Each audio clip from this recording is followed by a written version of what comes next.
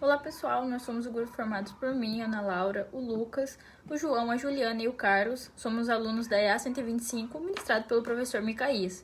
E o nosso tema de hoje é a capacidade de silos agrícolas, que nesse vídeo a gente vai mostrar os conceitos de cálculo 2, especialmente integrais e derivadas, que podem ser aplicados para determinar o volume e o armazenamento do grão.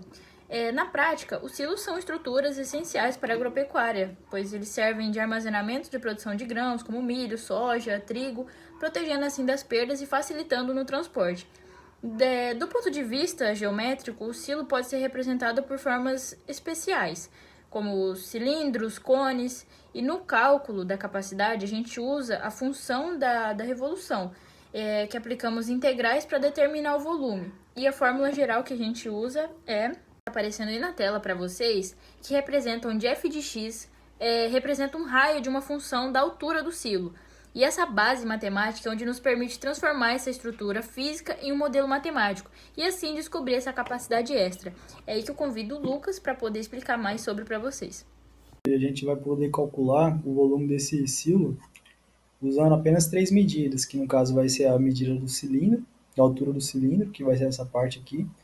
Aí tem a altura de cone, que é essa copa do silo, e também a gente vai precisar da base dele, do tamanho da sua base. Com essas três medidas é possível calcular o volume desse silo aí.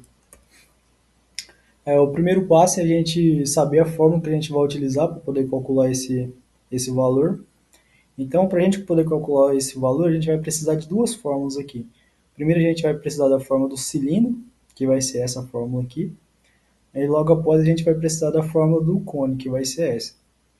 Aí também a gente vai precisar de alguns dados para poder alimentar essa fórmula, para poder chegar no resultado. Então, os dados que a gente vai precisar vai ser o raio da base, que é 3 metros, a altura do cilindro, que no caso é 10 metros, que é essa altura aqui, e a altura de cone, que é 2 metros, que no caso é essa copa aqui do silo. Com esses dados é possível calcular o volume dele. Logo em seguida, com esses dados, a gente vai alimentar a fórmula do cilindro, para que a gente possa calcular. Então, primeiro a gente vai substituir os valores, colocando os valores que a gente tem na fórmula. Logo após a gente colocar esses valores, a gente vai chegar nesse resultado aqui, de 90 metros cúbicos. O próximo passo vai ser calcular o volume do cone. Para a gente calcular o volume do cone é a mesma coisa, a gente vai alimentar a nossa fórmula com os resultados que a gente já tem, com nossos dados. Logo após a gente jogar esses dados aqui na fórmula, a gente vai chegar nessa resposta de 6 metros cúbicos. Aí o próximo passo é o seguinte, a gente vai somar a altura do cilindro com a altura de copa, de cone. Logo após isso, a gente vai chegar ao que? A 96 metros cúbicos. Só que a conta também não terminou, porque a gente tem que usar o fator de correção. O fator de correção é o π, que é 3,1416. Após a gente usar esse fator de correção, é uma multiplicação básica, 96 vezes 3,1416, a gente vai chegar na capacidade desse silo. A capacidade desse silo vai ser de 301,59 metros cúbicos. A aplicação com derivada e taxa de variação é a seguinte: além das integrais, também podemos aplicar derivadas para analisar como o volume varia em relação à altura durante o enchimento do silo. Para um silo cilíndrico, onde o raio é constante, temos derivada de volume e a derivada do cilindro. Isso significa que a variação do volume é constante, pois depende apenas do raio. Mas se o silo tiver uma parte cônica, o raio varia com a altura e aí precisamos usar uma função, RH, e derivar para encontrar a taxa de enchimento em cada ponto. Essas análises ajudam a entender a velocidade de enchimento ou esvaziamento, algo muito útil no controle automático de silos e sistemas de secagem.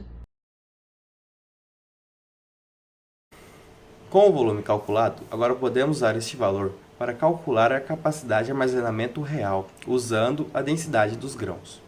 Por exemplo, para a soja com a densidade média de 0,75 toneladas por metro cúbico, então teremos... Antes de nós começarmos a calcular, nós precisamos entender que 0,5 toneladas ou 750 kg de soja, ele é por metro cúbico. Então, ou seja, o que é um metro cúbico? Seria 1 de profundidade, 1 de largura e 1 de altura.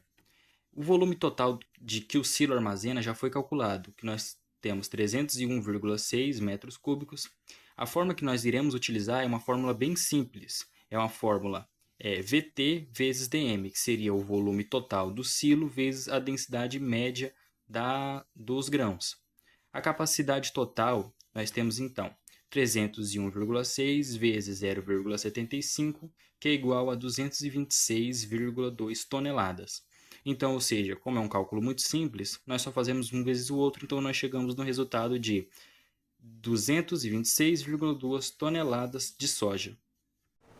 E para o milho, iremos usar a mesma forma, o volume total vezes a densidade média do grão.